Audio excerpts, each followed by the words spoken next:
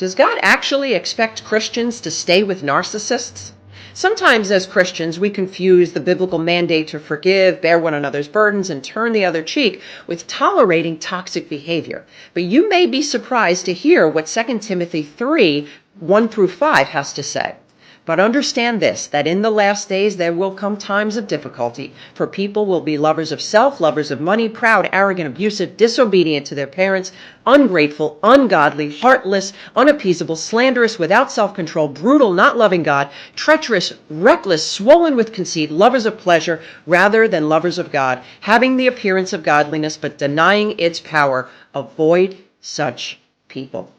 If you are struggling under a toxic marriage with no biblical release, I want to encourage you to hang in there, my friend. God sees you. But if you're enduring a toxic relationship, all for the sake of love, you may want to consider some serious biblical boundaries, my friend. If God hasn't been able to change this person, what makes you think you can? If you agree with me, can you say amen? Did you know that a staggering 92% of people that set goals never actually achieve them? As the year winds down, are you wondering what happened to all those great plans that you had? Hi, my name is Kris Reece. I'm a Christian life coach, counselor, author, and speaker. Maybe you set out to be a better person, get in better shape, or break out of your dead-end job. And maybe you're like so many people who are still stuck in the same unfulfilling relationships, stuck in the same thinking process, stuck in the same self-limiting beliefs, just stuck. Well, this year is gone, but there's no point in beating yourself up. It's only going to lead to further discouragement. Instead, I want to encourage you to take that feeling and let it fuel you. We're heading into a new year, and this can be the year that everything turns around for you. But I got to confess, I used to get annoyed when every year people would talk about this being your year. And I thought, well, that's not possible for it to be everybody's year every year. Talk about a negative mindset. But once I started to take the steps towards my goals, I really did see things change. No, they didn't turn around overnight, but with determination, a new attitude, and the right guidance, I was able to reach my goals and become the woman that God created me to be. And oh, what a feeling that was.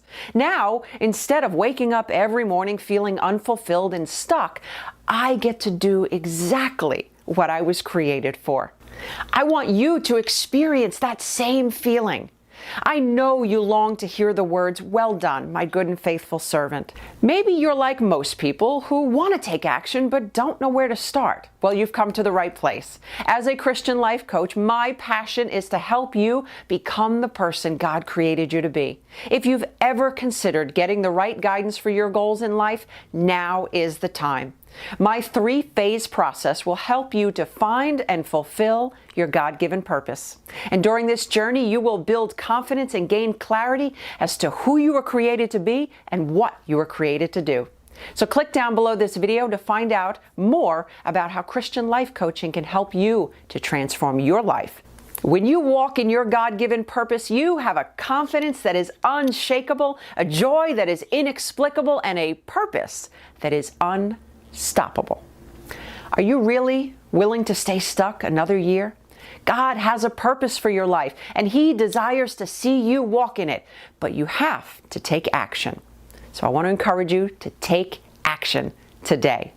Until next time, remember, nothing is impossible with God.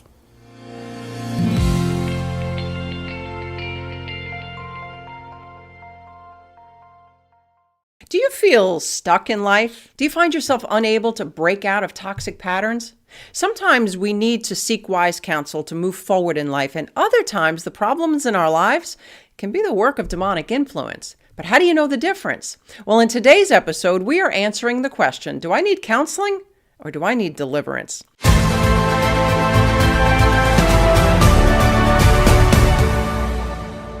Hey, my friend, welcome back to another edition of the Building Faith podcast. I am your host, Kris Reece, and it is my heart to help you to defeat life's devils, grow in your faith, and answer the call of God on your life. There is no doubt that this life brings its share of troubles. Even Jesus reminded us in John 16:33 that in this life we will have trouble. And sometimes these troubles are just a little too much to handle, and we need help. Proverbs 12:15 tells us the way of a fool is right in his own eyes, but a wise man listens to advice. And there are times in life when we need to seek wise counsel, but there are other times where no amount of counseling in the world will deal with the demonic influence that is over your life. And I tell people often, I can't counsel out a demon, and I can't cast out the flesh. So if you are struggling under demonic influence, no amount of talking through your situation will remove that demon's influence over your life. It may agitate them, which would lead to deliverance, but it's not going to remove them. So that demon needs to be cast out before you can begin counseling. If you are struggling with poor, destructive, sinful behaviors, I can't cast you out of you. You see, no amount of deliverance will give you lasting victory over a sin that you will not repent of. You need to learn how to bring your flesh under subjection. And look, there is no hard and fast rule to determine counseling versus deliverance. There are times when counseling is sufficient to interrupt demonic interference, but other times a demon can manifest clearly and make deliverance the only option. Now, I've had people come to me for counseling only to discover that they truly needed deliverance first. Now, I've had others come to me for deliverance when in reality their problem was within themselves. And in these cases, if a demon is even cast out and the flesh is not dealt with, the minute one operates in their fleshly nature again, sinful nature, the door is now reopened for possible demons to come in.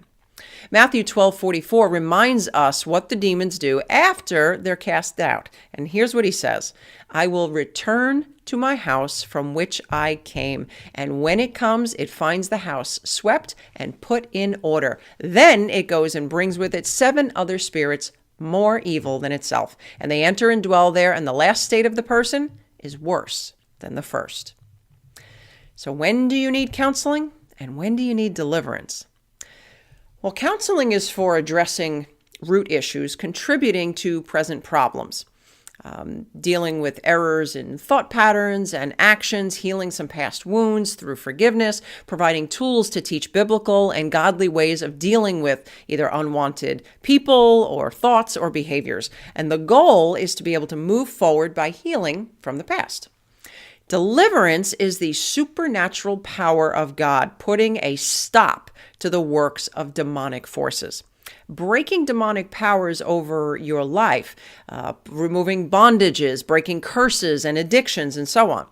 So I want you to think of the Israelites in Egypt. Their deliverance out of Egypt was the deliverance that they needed. But the 40 years in the wilderness, well, that was the counseling they needed. Oftentimes, my friend, you need both. We know what it feels like to need counseling. You're going through an internal or an external issue that you just can't seem to resolve, and you know you need to seek wise counsel. So how do you know if someone needs deliverance? Well, the first thing is obvious manifestations. Sometimes during counseling or ministry, what you're talking about can actually stir up the demon in operation, and they can begin to manifest. And this can be in the form of agitation, sweating, shaking, cursing, or even the strong desire to flee or even attack the one who is speaking. I remember one time I was actually ministering to a small group of ladies, and this one particular woman, she seemed fine at the beginning, and as we were going through, she started to get more and more agitated until she reached a point where she was literally spewing at me. She was so angry that she couldn't contain it anymore. My friend, that was a demon. Number 2, you have had repeated counseling, prayer, speaking to other people, but you can't seem to get continued victory. It may come for a short period, but then it comes back. This is usually an indication of a strong demonic influence. Number 3, you struggle with or have participated in any of the following without repentance. unforgiveness, toxic home environments, both now and in the past, abuse or trauma from the past, occult involvement, whether that's you or your family line, known curses, curses that were placed on you, operating in guilt or fear or any type of manipulation. My friend, we're going to save this for a whole other teaching, but manipulation is witchcraft. So any of these can indicate the need for deliverance from the demonic influence in your life. So think of it this way. You can have your house broken into and your property stolen and damaged. To get the thief out is deliverance. Now, to deal with all of the broken pieces, that's a job for counseling. Counseling is for those who are not under demonic influence. But once the demon is cast out, counseling can help create new patterns of thinking and behaving that ensure that the door to that demon is not open again. Now, please don't hear what I'm not saying. Sometimes we start with counseling and then we discover that we need deliverance. And deliverance is not for those who are in patterns and behaviors that you know are wrong, but you just keep trying to justify it. I remember years ago, I had a woman come to me for deliverance. And when asked, she wanted deliverance from I think she said anger and criticism. And as we talked, she went on to tell me about all the people that have hurt her. And I don't need to hear somebody's backstory to be able to bring deliverance. Jesus knows everything. So, I wanted to hear her out, but each time I tried to talk, she would cut me off with criticism over what these people did to her and how angry she was and how justified she was at being angry. And I told her flat out, I said, you don't need deliverance. You need to deal with that unforgiveness. Now, she left very angry, but months later, she actually came back and said, you were right. I wanted to be justified in my anger, but I just didn't want to feel it anymore. So in order for healing to occur, you have to learn why you did what you did and how you can change it moving forward. To think that deliverance is this one and done Band-Aid solution is actually a little ignorant. It's as ignorant as thinking as you can take a pill to lose weight and then eat whatever you want. The weight's going to come back and so will the demon, and usually stronger. Those having gone through deliverance need counseling, Christian counseling, to help them walk through their issues, their hurts, their thought processes, and their reactions. Now, I have actually partnered with a wonderful organization that offers Christian counseling. If you're interested, I will go ahead and include a link in the description section below. My friend, do not hesitate. Look, if you have been delivered and if you are going through counseling and you need to address those issues of hurt and those thought processes and the reactions, you need to learn new techniques to handle what the devil is trying to throw at you. And you need to learn it God's way. Remember, these demons have likely spent years fragmenting your mind and your will and your emotions. And now that they're out, you're going to need to repair that damage. And yes, God is faithful. He will walk with you through this journey. But that's just it, my friend. He's going to want to walk with you through this journey. Oftentimes, it's not just this magic bullet solution where everything is now fixed. Is it possible for God? Absolutely. All things are possible with God. But most times he wants us to walk through that journey because in the journey and in the walking out, we actually draw closer to him. We get to see his mighty power at work in our lives. And it is so precious. I wouldn't trade it for a thing. Look, God has provided a way out of every problem in our lives. Jesus came to set you free. And whom the Son sets free is free indeed. My friend, whatever it is that you need to move forward in, I pray that you will seek the help that you need because the abundant life awaits you. Well, if you have been struggling in your faith or you want to grow in your faith, I want to invite you to join us for our free 5-day Mountain Moving Faith devotional. It is an email series that will be sent directly to your inbox. It is my free gift to you because I believe that you too have mountain moving faith on the inside of you. So if you're watching on the YouTube channel, I'll go ahead and include a link in the description section. If you're listening on the podcast, jump on over to KrisReece.com and grab that valuable resource today. Okay, my friend, that's all the time that we have for today. Until next time, remember, all things are possible with God. Thank you for watching Christian Life TV. Remember to subscribe and hit the notification bell. Also, help us to spread the gospel of Jesus Christ and build believers all around the world. Make a one-time donation or become a monthly partner with Kris Reece Ministries by clicking on the donate link now.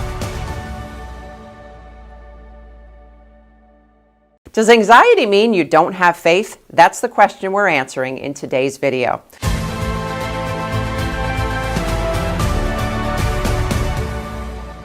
Well, hey there. My name is Kris Reece, and I want to welcome you to my channel. If you are looking for biblical solutions to life's tough challenges, go ahead and click that subscribe and notification button. If you believe God's in control, why are you so anxious? My friend, if you are one of the millions of people who struggle with anxiety, you've likely been told a myriad of dismissive quotes that might leave you feeling like a less than Christian. And perhaps you think to yourself, if I had trust in God, I wouldn't have anxiety, right? After all, the scripture is clear that we are to be anxious for nothing. Yet struggling with anxiety does not define one's level of faith any more than struggling with arthritis. Yes, anxiety needs to be addressed, but no, it does not mean that you don't have faith. Now you may be saying to me, great, Kris, I'm glad to hear that I'm not a terrible Christian, but why am I still suffering from the debilitating effects of anxiety? So let's talk today about 4 possible sources of your anxiety that have nothing to do with a lack of faith. Number 1, old wounds. Anxiety can result from the triggering of an old wound, a physical manifestation of an old emotional issue that still needs to be addressed. Our bodies are amazing. They can signal something is wrong even before it registers in our minds. And you may have convinced yourself that you are no longer bothered by your toxic mother, but your racing heart and your knotted stomach say otherwise. And maybe you get anxious when you have to talk to your boss about a project that wasn't completed on time. He's a fair but firm man who intimidates you. And upon a further examination, you may discover that you are triggered by firm men because of your narcissistic father. And until that father wound is healed, you may react in a similar anxious way with everyone that reminds you of him. Number 2, old patterns. Do you struggle with a performance mentality? Do you battle with perfectionism? These beliefs will create patterned behaviors that can trigger a feeling of anxiety. Have you ever found yourself reacting in a way that you just weren't proud of? That's likely an old pattern repeating itself. Look, we all have a default imprint, a pattern of behaviors that were carved out for us early in life. And they are forged through our experiences, our personalities, and our perception of those experiences. For example, you could have grown up in an environment where mom was always on edge. And perhaps if things didn't go her way, she just got upset. Or maybe she was just never at rest. These behaviors, whether we like them or not, now become ingrained in us. And old patterns don't change until you actively set out to learn new ones. Recognizing the behavior pattern and cultivating the desire to break the chain reaction is going to be a great start to creating new patterns. Number 3 is chemical. There's anxiety, and then there's anxiety disorders. An anxiety disorder is when your anxiety interferes with your ability to function. You overreact and you can't control your responses to situations. And there are different types of anxiety disorders, including generalized anxiety disorder, panic disorders, phobias, and separation anxiety, just to name a few. And it is believed that some of these disorders are caused by chemical imbalances in the brain. And these chemical imbalances can often respond well to therapy as well as medication. And if you believe you might be suffering from a chemical imbalance, my friend, I want to encourage you to talk to your doctor. There is no shame or a lack of faith in needing to potentially take medication. If you had a heart condition, you wouldn't be expected to be shamed for taking medication, would you? And number 4, physiological. Have you ever felt physical symptoms of anxiety but weren't worried about anything? I have. It drove me batty. I would spend hours evaluating my feelings, looking for triggers in my past experiences, and I'd come up empty. I wasn't upset, I wasn't worried, but my heart would race and my mind would have trouble focusing. And that's when I learned that anxiety is not always a mental issue. It can sometimes be a byproduct, much like a fever is a symptom of an even greater problem. And just like that there are many things that can trigger a fever, there are other things besides worry that can trigger anxiety. So here are 7 issues that can contribute to the feelings of anxiety. Number 1 is other health issues: thyroid, heart, diabetes, asthma, brain. Low magnesium, insufficient sleep, inadequate nutrition, hormone imbalances, digestive issues, substance, drug, food, or alcohol withdrawal, and even certain foods can all trigger feelings of anxiety. And if you have evaluated your emotions and you come up empty, or if your symptoms are constant regardless of your circumstances, you may want to get a full exam by your doctor to rule out any potential health issues. And whether your anxiety is from a chemical imbalance, a distorted upbringing, or old wounds, my friend, Jesus is the answer. He is your healer. If you need to be delivered, cry out to Jesus. If you need breakthrough, call on Jesus. If you need to walk in new mercies, do it with Jesus. He came so that you could have life and have it in abundance. Well, my friend, if you are struggling in your faith or you want to grow in your faith, I want to invite you to join us for our free 5-day mountain moving faith devotional. It is my gift to you because I believe that you too have mountain moving faith on the inside of you. So I'll go ahead and include a link in the description section below. And if you have been enjoying this content, I want to invite you to become a member of our community. Become a member of Kris Reece Ministries by going to krisreece.com/member. It is free to join. And when you do, you're going to be sent a fresh new teaching every week. And you can respond to that email for prayer support from our ministry team.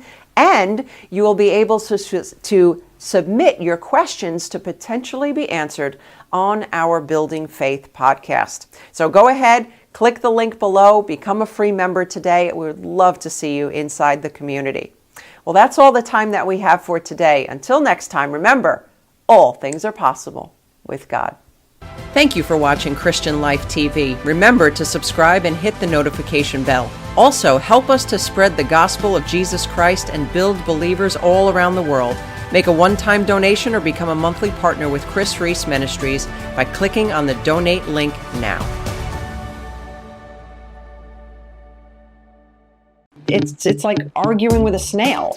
Taking the script, kind of flipping it. I want to twist what you're saying. I'll even twist what I'm saying. What does that look like in real life? Arguing with a narcissist is like playing a game of chess with a chicken. Wow, that sounds exhausting.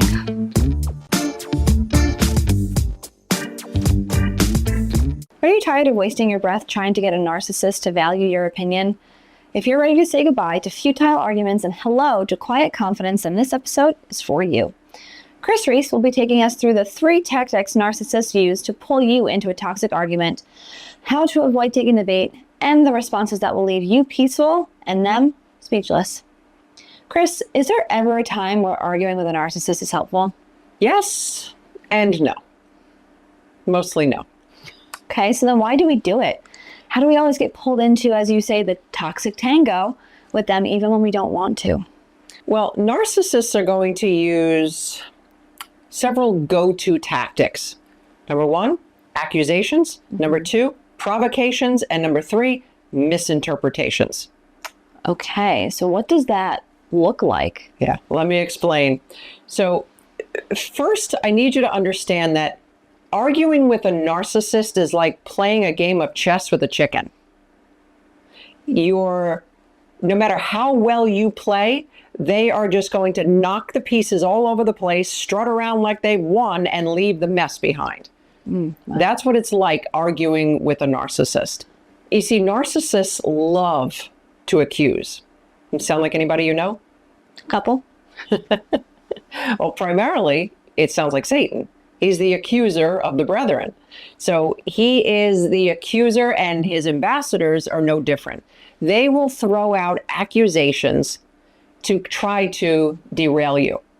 So a lot of times when we argue with somebody, it's because we have a passionate stance about something.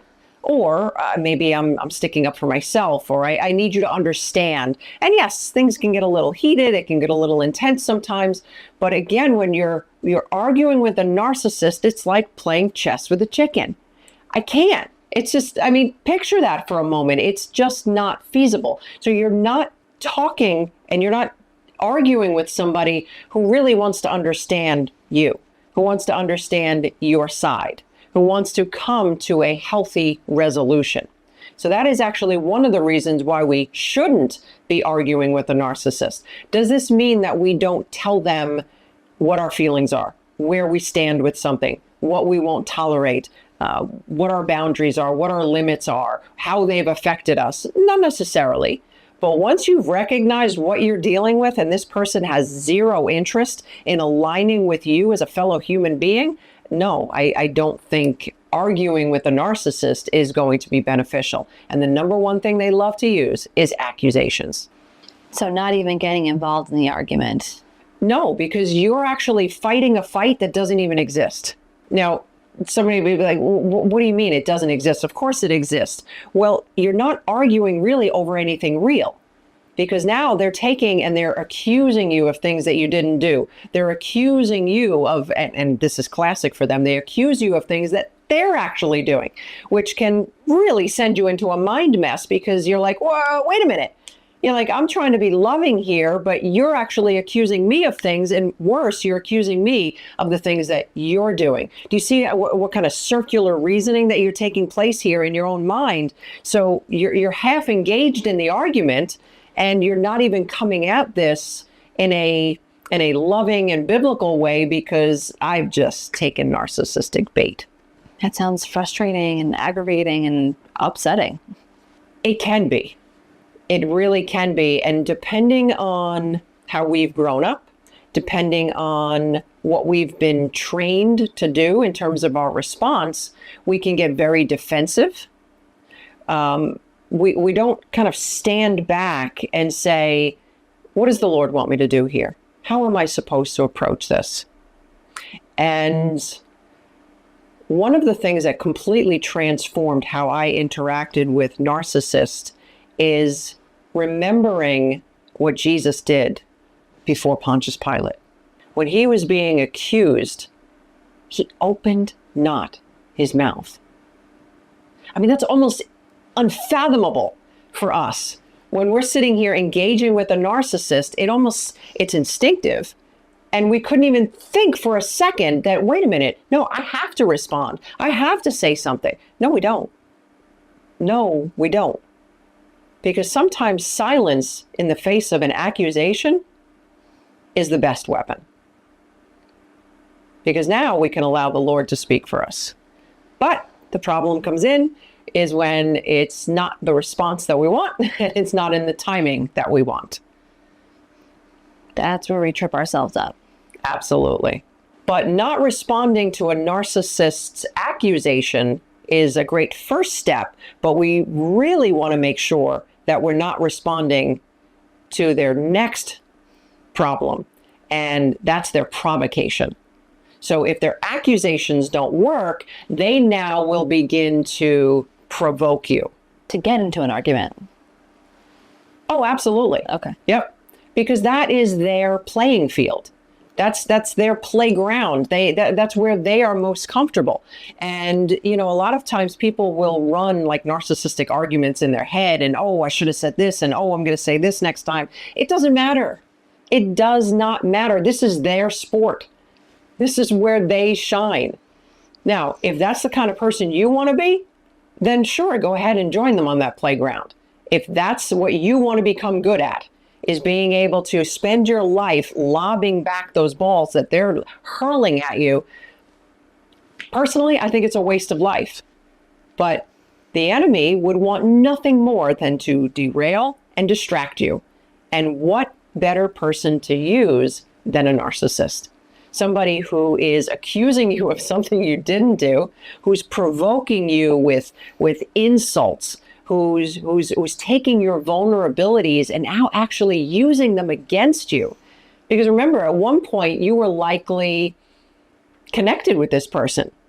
You likely bought into their charm and their false facade. So now they've got all of this ammunition against you.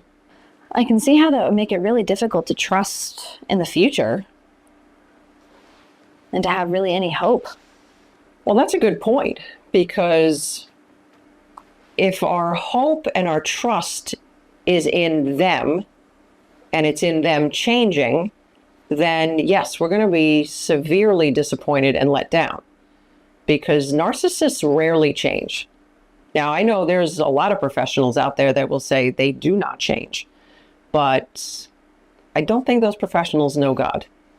So with all things are possible with God, but it takes a willingness for the narcissist to say, I don't think I like these tendencies. So, let me get some help on that. And even that is a very, very long road, but they usually don't change. So now I have to become something that I don't like so that I can somehow survive in a relationship with you. And they love provocations. And they will continue to bait you, name calling, insults, using your past against you, your vulnerabilities. They will use anything and everything to provoke you, to get you onto their playground. You're over here in your little peaceful land over here, and they want you on their playground because that's where they know how to fight. They do not know how to speak the truth in love. They do not know how to have a healthy dialogue. They do not know how to bring their hurts and their vulnerabilities before you. They only know how to fight unfair. And that's why they're going to continue to pull you onto their turf. Wow, that sounds exhausting. Yeah. And the next thing that they deal with is misinterpretations. So in normal relationships, you have misinterpretations, you have misunderstandings, and what do? Well, we clarify. Well, hey, you just said this. Did you mean to do that? Or, did you mean to say that? Or hold on, this is how I heard this. This is how I received this. Was that your intention? With narcissists, there's constant misunderstandings and constant misinterpretations. Why? Because they twist everything. It's intentional. Whereas a standard misunderstanding and misinterpretation, we're just going to look for a little bit of clarity and then we can move forward and maybe even get some growth. With them, it's actually intentional. I want to twist what you're saying. I'll even twist what I'm saying, is what they do sometimes. If they'll say one thing 1 minute and then something else the next minute to get you all twisted up, because now you can't argue because I don't even know what I'm arguing. Where were we? And this is classic for most people who argue with narcissists. It's like, I don't even know what we were originally arguing about. Bingo. Because they've misinterpreted, they've misunderstood, they've twisted everything. And then here's the flip side to that. They accuse you of constantly, guess what? Misinterpreting and misunderstanding them. So they put the onus on you. Yes. Yep. So they're doing the twisting. They're messing up the entire conversation. So you can't even have a normal conversation. So if you can't have a normal conversation, how are you guys supposed to have a normal argument? How am I supposed to? An argument should be something where we're coming to resolve. Yes, I want to be responsible for my behaviors. I want to be able to speak the truth in love, even if it is a little heated. But at the same time, I can't do that. It's like arguing with a snail or arguing with a cheetah, or we're not playing the same game here. Nevertheless, we're definitely not on the same team, because you're not looking for the betterment of the relationship. You're only looking for your own self-preservation. Mm-hmm. And that's what narcissists usually seek. It's really about coming out a winner. With narcissists, there's always a winner and a loser. And believe me when I tell you, they will never be the loser, ever. And they will twist things, they will accuse you, and they will provoke you to do whatever they have to do to make sure they come out as the winner. Wow, that's some pretty intense stuff. How do we make sure that we don't take their bait? Well, the first thing that you want to do is to recognize what you're dealing with. you have to have extreme acceptance. Now, when I say acceptance, I don't mean tolerance. I don't mean, okay, this is who you are and I just have to accept this. No, but you do have to accept the fact that this person isn't who you thought they were.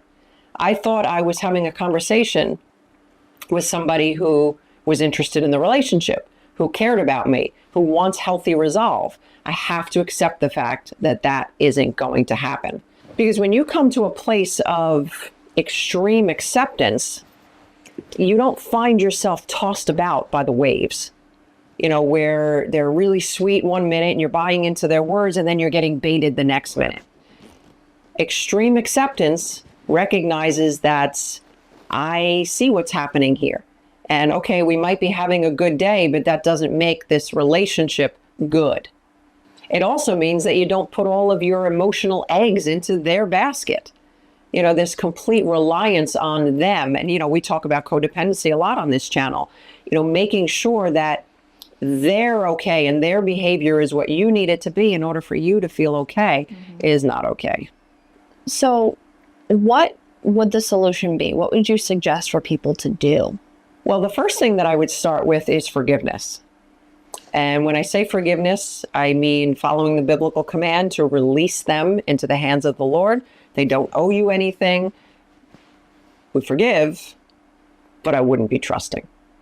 So we have to be very careful with our trust. And I usually see it opposite in the Christian community. People struggle to forgive, but they don't seem to struggle to trust. So I don't forgive this person, but I'm going to let them right back into my life. It doesn't make sense. I think it's more of a toxic trust as well. It's what they think they should be doing, but in actuality, they know they can't trust them. So that's where a lot of passive aggressiveness will come out and more toxicity can be at play. That's a good point. Yeah, a lot of times we want the relationship to work out. So I just say the words, I trust you. I pretend that I trust you. I even try to trust you. But any of the trust issues, they're not dealt with. So how can I ever trust you if we don't deal with those issues that broke my trust? And now, of course, the narcissist doesn't make that any easier, because the minute you say, hey, you know what, I'm still kind of struggling with this and I think we need to talk about this. Oh, you don't forgive me. You're supposed to forgive me. I can't believe you just keep drudging up the past.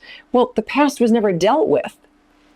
So it's not a matter of bringing up the past. We need to bring stuff up that has never been resolved. And if you've harmed me, if you've sinned against me, then yes, I get to take my time in processing this. I get to work my way through this. And you don't get to dictate whether or not this should be finished. That you decide arbitrarily that, oh, I did that in the past. That should be gone. That's the old me. No, you don't get to do that. And that's what narcissists love to do. So what else can we do? Well, one of the things that you can do, but I want to be very careful in this suggestion, is to rehearse. Now, when I say rehearse, I don't want to contradict what I just said before, saying I don't want you playing on their playground all the time, figuring out what you need to say to them to make sure that they don't do this or they do that. That's not what I'm talking about. But just for your own sanity and knowing what you're dealing with. And here's the thing. Narcissists are very predictable. So you're not going to get a whole lot of variation. You're going to get accusations, provocations, misunderstandings, word salads, gaslighting. It's pretty typical. So prepare yourself for what that interaction is going to look like. And then instead of going off of your triggered emotions, go off of your rehearsed lines. I'm not going to tolerate you talking to me this way. Keep talking to me this way, I'm going to leave the room. And that's it. That's what you're saying. And until that stops, that's all I say. I'm not arguing with you. I'm not defending myself. I'm not trying to prove to you that I deserve your value. I deserve your worth. I deserve your attention. I'm not proving any of that to you. First, you need to prove to me that you're going to listen to me. And to do that, you need to lower your voice. So, and now all of this doesn't need to be said. It can just be going on in your head. Meaning, if he's yelling at you, I am not carrying on this conversation while you're yelling at me. I would love to talk to you.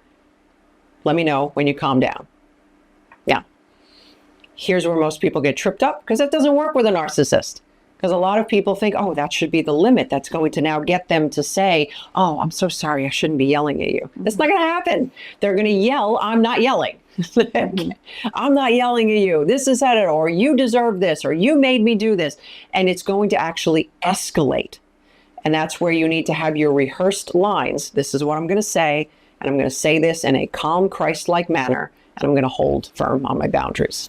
So it sounds like what you're doing is kind of taking the script, because you say they're pretty predictable, kind of flipping it. What does that look like in real life? Okay. So I'm not exactly flipping the script. I'm creating the script I'm most comfortable with. So again, this comes down to me, because I can't control what you're saying. I can't control how you're talking to me or how you're treating me. And here's what people say a lot. They trigger me. And while that is true, people can trigger us. Here's what's interesting. I can't trigger something that isn't in me. Uh-huh. You're not going to trigger my desire to go rob a convenience store. It's just not in me. But you may trigger an anger within me. Why? Because that's within me. You may trigger an insecurity within me. Why? Because that's within me. So what we want to begin to do is recognize, what are they triggering? Because then and only then can I begin to rewrite the script.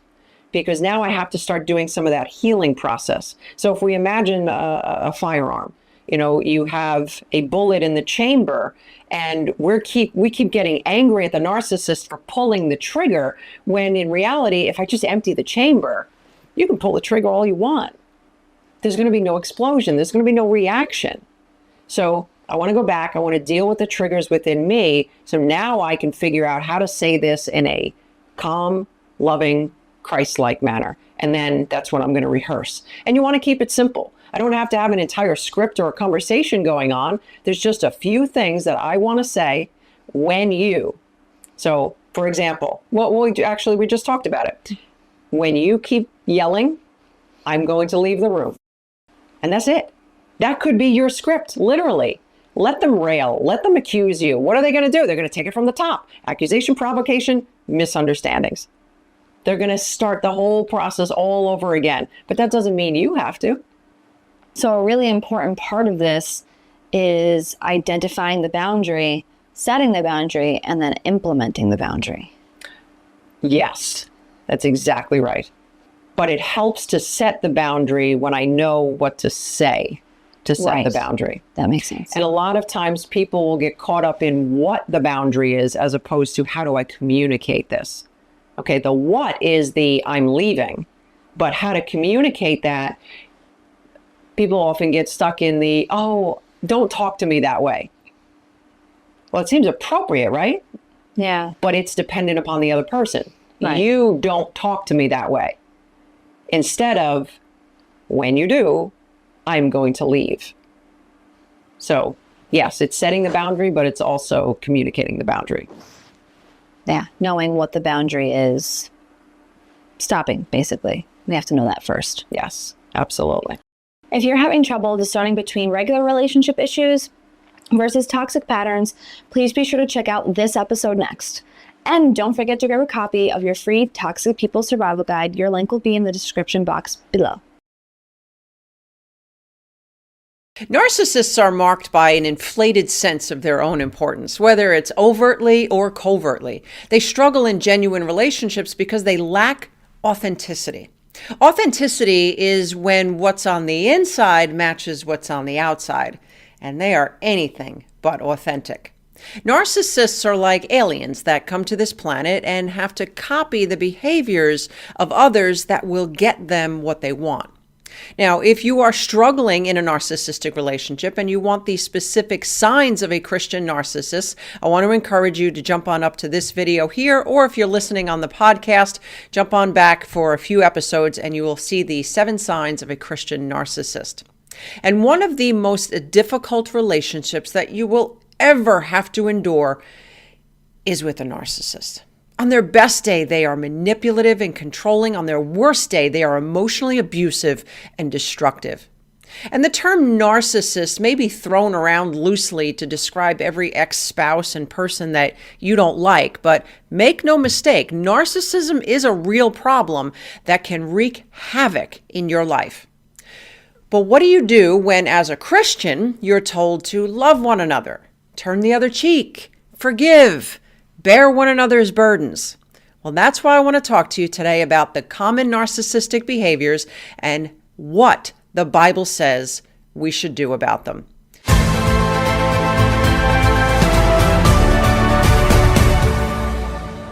Well, welcome, my friend, to another edition of the Building Faith podcast. I am so excited to be here with you today. I'm your host, Kris Reece, and it is my mission, as always, to provide you with biblical solutions to life's tough challenges. One common trait of narcissists is their grandiose sense of themselves. It is all about them. Whether they are overtly demanding or covertly manipulating, narcissists think they are better than you. And if they're not better than you, then they've been somehow jilted in life, and it's probably your fault. So, they are your classic entitled brats. 2 Timothy 3, 1-5 says, "But understand this, that in the last days there will come times of difficulty, for people will be lovers of self, lovers of money, proud, arrogant, abusive, disobedient to their parents, ungrateful, unholy, heartless, unappeasable, slanderous, without self-control, brutal, not loving good, treacherous, reckless, swollen with conceit, lovers of pleasure rather than lovers of God, having the appearance of godliness, but denying its power. Avoid such people." There you have it, my friend. That's what the Bible says. Avoid such people. Let's go on. Another common trait of narcissists is they are manipulative. Look, let's call this for what it is. Manipulation is a form of lying. And I realize that every sweet-sounding woman with a high-pitched voice may seem so innocent, but behind the manipulation is a series of lies meant to get you to think that she has your best interest at heart, but the truth is, it's only meant to serve her purpose. And I see this a lot in Christian circles, especially with covert narcissism. They come across very timid, very innocent, but deep inside, they are manipulative control freaks. Now, who else do we know is a liar? Satan. John 8:44 tells us that he is the father of lies. He is the master manipulator. And these manipulators even exist in the church. Here's what 2 Peter 2 says. It gives a graphic description over what to do about false teachers. And in 2 Timothy 3:6, we are warned about manipulators who worm their way into homes and gain control over gullible women who are loaded down with sins and are swayed by all kinds of evil desires. So, what does the Bible say about narcissists? Beware. Narcissists are also unforgiving. Look, make no mistake about it. Narcissists are grudge holders. They may say that they've forgiven you, especially if it's something that they know would put them in a favorable light. But make no mistake, my friend, that offense is waiting to be used at a more opportune time against you. However, if they sin against you, they will demand forgiveness and trust. They will be like the parable of the unforgiving debtor in Matthew 18. So this man owed a lot of money and he was forgiven of his debts. But immediately after he was forgiven of his debt, he now went to somebody else who owed him just a fraction, a sliver of what he was just forgiven of. And he literally beat the man. Narcissists are not forgiving. They're also unteachable. Narcissists have to give the image of knowing everything. Remember, their image is everything. So here's a potential catchphrase that gives away a lot of narcissists. Are you ready for this? Yeah, I know. Yeah, I know that. Look, it doesn't matter if you just asked them something and they said they didn't have an answer to, and then someone else gave that answer. It's a compulsion for them to say, oh yeah, I knew that. They can't help it. Now, in some cases, they don't want to be seen as not having all the answers. In other cases, they actually think they know everything. Now, this is not the case for all narcissists. So just because someone admits to not knowing something doesn't mean that they don't struggle with narcissistic traits. In fact, actually, the covert narcissist will often play that sweet, innocent victim who just doesn't know anything. But even if they're outright rejecting your wisdom or saying yes to your face and then discarding you later, the truth is that narcissists are not teachable.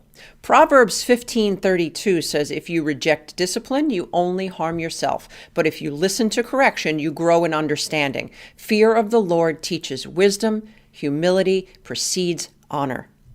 Look, it's not that you're their teacher, but in relationships, we're always teaching and learning from each other. Not so with a narcissist. Control and power are their main focus. And the next thing that we discover about narcissists is they are divisive. A narcissist's goal is to divide and conquer. They will seek to sabotage relationships by slandering you or causing you to slander others, often under the guise of caring and praying for someone. Look, I urge you, brothers and sisters, to watch out for those who cause divisions and put obstacles in your way that are contrary to teaching you have learned. Keep away from them, for such people are not serving our Lord Jesus Christ, but their own appetites. By smooth talk and flattery, they deceive the minds of naive people. Romans 16:17. So, what does the Bible say? Watch out. The next trait of a narcissist is they're fake. Overt or covert narcissists pretend to be something that they're not. They have a very fragile self-image, and they will work desperately to protect it. Scripture tells us, let no one deceive you with empty words, for because of such things, God's wrath comes on those who are disobedient. Therefore, do not be partners with them. For you were once darkness, but now you are light in the Lord. Live as children of the light. For the fruit of the light consists of all goodness, righteousness, and truth. And find out what pleases the Lord. Have nothing to do with the fruitless deeds of darkness. Rather, expose them. It is shameful even to mention what the disobedient do in secret. But everything exposed by the light becomes visible, and everything that is illuminated becomes light. So, what does the Bible say? Expose them. My friend, Jesus never tolerated toxic, narcissistic behavior. For a greater teaching on how Jesus handled narcissists, I want to invite you to go over to this video here. He was well aware of their various tactics to distract him from his mission. And in many cases, Jesus had little to no contact with these toxic individuals. In Matthew 15:14, Jesus says, let them, the Pharisees, alone. They are blind guides of the blind. And if a blind man